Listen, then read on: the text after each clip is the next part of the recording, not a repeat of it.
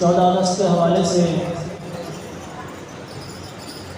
میں چند لمحات کی حاضری کے لیے دعوت خطاب دینے کے لیے حاضر ہوا ہوں۔ شیخ طریقت وارث علوم غزالی زماں غازی دوران حضرت علامہ سید ارشد سعید کاظمی دامت برکاتہم العالیہ شیخ الحدیث جامعہ اسلامیہ عربیہ انوار العلوم کو کہ آپ آئیں اور 14 اگست کے حوالے سے آپ اظہار خیال فرمائیں۔ نعرہ تکبیر، نعرہ رسالت، نعرہ خلافت۔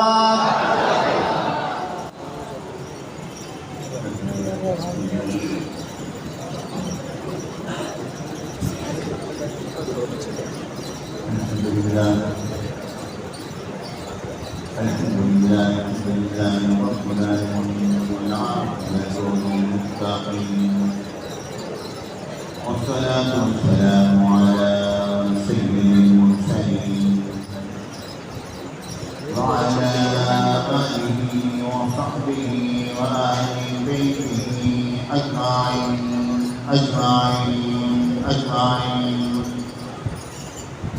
أما بعد فأعوذ بالله من الشيطان الرجيم بسم الله الرحمن الرحيم أن تؤدوا الأمانات إلى أهلها صدق الله العظيم وصدق رسوله النبي الكريم الأمين وإن الله تعالى عز وجل قال في شأن حبيبه مخبرا وآمرا إن الله وملائكته يصلون على النبي يا أيها الذين آمنوا صلوا عليه وسلموا تسليما اللهم صل على سيدنا مولانا محمد المصطفى خليل طائر بحر الوفاء بديع الجمال وبحر الشفاء سيدنا أبي الزهراء وآله وبارك وسلم۔ میرے ساتھ اور دوستوں کو میرے بچوں میرے بھائی میرے بچوں آج میں نے آج آپ سے یوم پاکستان 14 اگست میں حاضر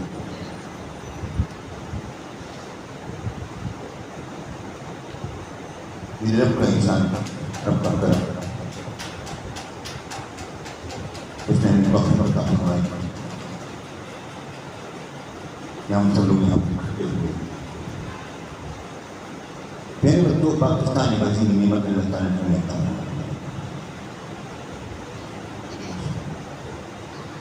عظیم الشان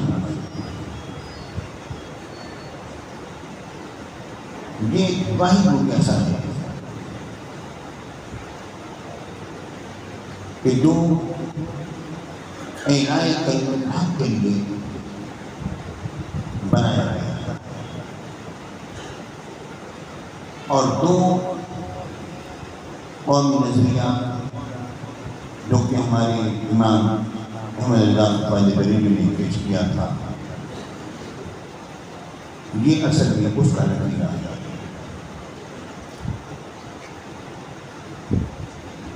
یہ ملک جب بنایا جا رہا تھا اس سے پہلے ایک تحریک شروع ہوئی تھی، تحریک آزادی میں کہ ہمیں آزادی چاہیے، انگریز سے آزادی چاہیے، اس کی غلامی سے ہمیں آزادی چاہیے۔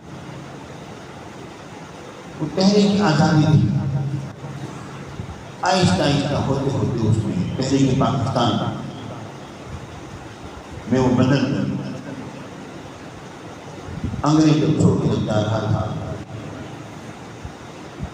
تو ہمارا اپنا پورا زور و شور تھا کہ ہم مسلمانوں کو اپنے نظریات ظاہر کرنے کے لیے ہمیں ایک سلطنت کی ضرورت ہے، اور اس ملک کا بننا در حقیقت عالم کفر جو ہے اسے اپنی موت سمجھتا تھا، کیونکہ آپ تاریخ اٹھا کے دیکھیں، یوکرائن کے مسئلے کو چھوڑ کر آج تک جہاں پر بھی خون بہا ہے وہ صرف مسلمانوں کا خون بہا ہے، مسلمانوں کا خون بہا ہے۔ یہ واحد معاملہ ایسا بنا یوکرائن کا جہاں پر کہ غیر مسلم کو خون بہایا گیا، اور مسلمان ہمیشہ اپنا دفاع کرتا رہا۔ مسلمانوں نے کبھی سازش نہیں کی، اس سے اپنا دفاع میں رکھا، لیکن ہم لوگ اس بات کو سمجھتے نہیں۔ اب ایک بڑی آفت ہمارے اوپر آئی، ایک بہت بڑی سیاست پورے ملک کی عوام کے ذہنوں پر مسلط کر دی گئی، اور اس کا ہمیں احساس نہیں ہو رہا کہ ہم کس طرف بہہ چلے جا رہے ہیں۔ وہ یہ ہے کہ غیر مسلم الکفر ملت واحدہ، یہ سب ایک ہے، جتنا بھی کفر ہے سب کا سب ایک ہے مسلمانوں کے خلاف۔ ان کی بہت بڑی سازش یہ ہے کہ وہ جانتے ہیں پاکستان کو اس تک کمزور نہیں کر سکیں گے جب تک کہ اس کی عوام کو وہ فوج سے جدا نہیں کر دیں گے، جب تک ان کی فوج کے ساتھ ان کے عوام کے دل دھڑکتے رہیں گے اس وقت تک یہ پاکستان پر ہاتھ نہیں ڈال سکتے۔ پاکستان میں بغاوتیں مختلف انداز پر ہوں گی، اور وہ یہ ہے کہ جب ہمارے اذان ہماری فوج سے جدا ہو جائیں گے، ہم الگ ہٹ جائیں گے، تو ہماری فوج ہمارا دفاع کرنے والی ہے جب ہم خود ہی اس کے مخالف ہو جائیں گے، تو نتیجہ کیا نکلے گا؟ غیر مسلم اپنی پوری سازشوں کے ساتھ داخل ہو جائے گا، پھر وہ جو چاہے گا سو کرے گا۔ میرے ساتھیوں، اس بات کو ضرور مد نظر رکھو، گلی گلی کچھ کچھ میں اب یہ باتیں شروع ہو رہی ہیں، اس کا دھیان نتیجہ نکلے گا، اس سے ہمیں بچنا چاہیے۔ میں یہ نہیں کہہ رہا کہ جو بھی فوج کے فیصلے تمام کا درست ہے، میں ان کے تمام فیصلوں کو درست مانتے ہوئے بات کر رہا ہوں، میں یہ بات نہیں کہہ رہا۔ میں یہ کہہ رہا ہوں اگر کہیں پر کوئی بات ہو بھی جائے اس کو سدھارنے کی کوشش کی جائے کہ فوج کو مخالفت شروع کرے، یہ بھیانک سازش ہے مسلمانوں کے خلاف، پاکستان کے خلاف۔ اس وقت پوری دنیا یا اسلام میں صرف دو ملک مضبوط ہیں، ایک پاکستان اور ایک ترکی، یہ دو ملک مضبوط ہیں۔ اگر یہ معاملہ ہو جاتا ہے نتیجہ کیا نکلے گا بتائیے؟ جب ہم اپنی فوج کو خود مخالف ہو جائیں گے نتیجہ کیا نکلے گا؟ کیا فوج ہمارا دفاع کر پائے گی؟ نہیں کر سکتی۔ ہمارا کام یہ ہے ہم اپنے ملک کی سالمیت کو مقدم رکھیں، ہم اپنی آزادی کو برقرار رکھیں، لیکن ایک بات ذہن میں رکھیں، جس طرح کے مسئلے کی پاکستان جدا ہوا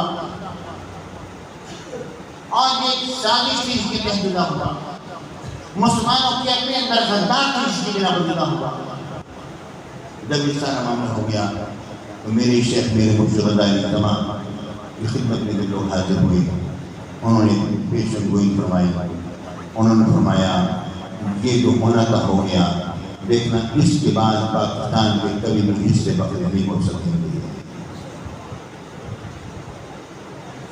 اور یہ بات ذہن میں رکھیے کہ ان کی جتنی پیشن گوئیاں ہیں بالکل درست اور حق ثابت ہوئی ہیں، پوری پیشن گوئی کی علمیت ہے ان کی، جو کچھ انہوں نے فرمایا جو کا تو ہوتا چلا جا رہا ہے۔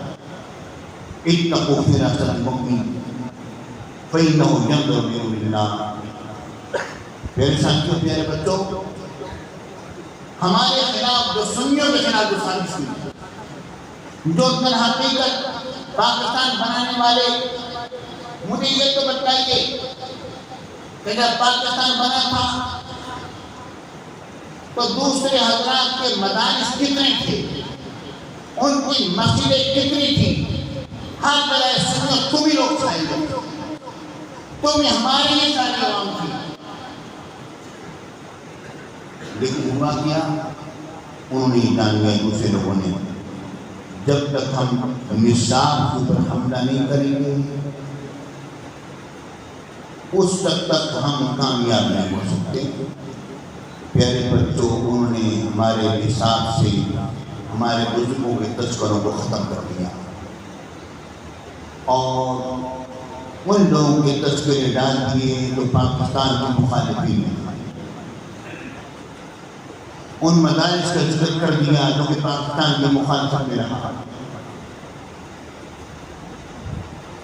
جنہوں نے اپنے ایمان کو بیچا۔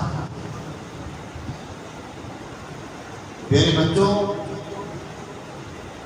دراصل پاکستان میں بنا ہے کہ ہم سنیوں کی قربانی سے بنا ہے۔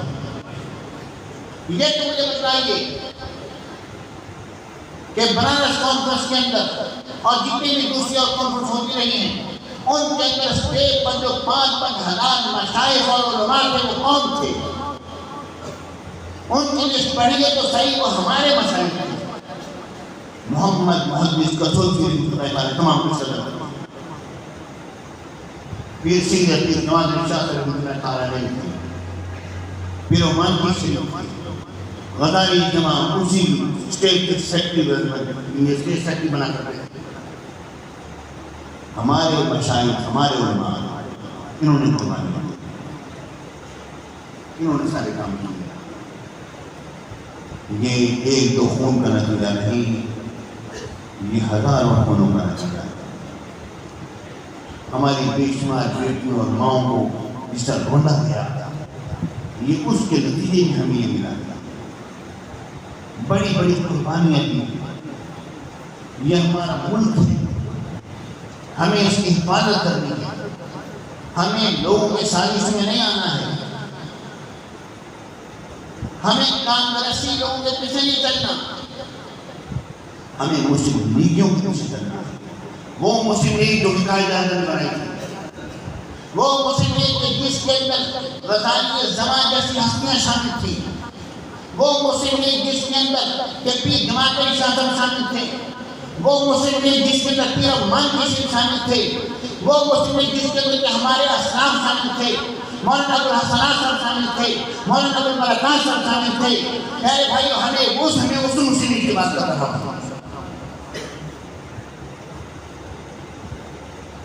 اب یہ فرعون کے لیے کاش ہم لوگ اس کو سمجھتے ہیں اور ہم لوگ پاکستان کی بقا کے لیے صحیح طور پر کھڑے ہیں۔ ہر طرف سازشیں ہیں، غیر مسلموں کے بھی ہیں اور اپنے اندر نکالنے کے لیے موجود ہیں۔ میرے بچوں، تم ایک بات دھیان میں رکھو، جب تک دین کی خدمت صحیح طور پر کرتے رہو گے اور بڑھتے ہیں ہمیشہ مخلص کر کے کام کرتے رہو گے، اللہ کی طرف سے بہت بڑی نظام ملتی رہے گی۔ یہ ملک 27 رمضان مبارک کی شب جبتا ہوا ہے، ملا ہے ہم وہاں سے ٹکڑے ہو کر جدا ہو کر ملا ہے ہمیں۔ یہ بزرگوں کی عطا ہے، جمعۃ مبارک کی رات ہے، لیلۃ القدر ہے۔ اللہ رب العالمین اس ملک کو انشاءاللہ ہمیشہ سلامت رکھے گا انشاءاللہ، اور اس ملک کے اندر آپ جیسے باوفا اور آپ جیسے علماء کی ضرورت ہے۔ اب آپ اپنے آپ کو متقی بناؤ، تقوی میں آ جاؤ، اپنے آپ کو دین کی خدمت میں لے آؤ، اپنے آپ کو مذہب کے ساتھ اور ملک کے ساتھ مخلص کر دو۔ سب کچھ سیم ہے، چند روزہ زندگی ہے، گزر جانی ہے، اور اللہ رب العالمین ہم سب پر فضل و کرم فرمائے۔ ہم اللہ تعالیٰ ہمارے ملک کو زندہ و سلامت رکھے۔ پاکستان زندہ باد۔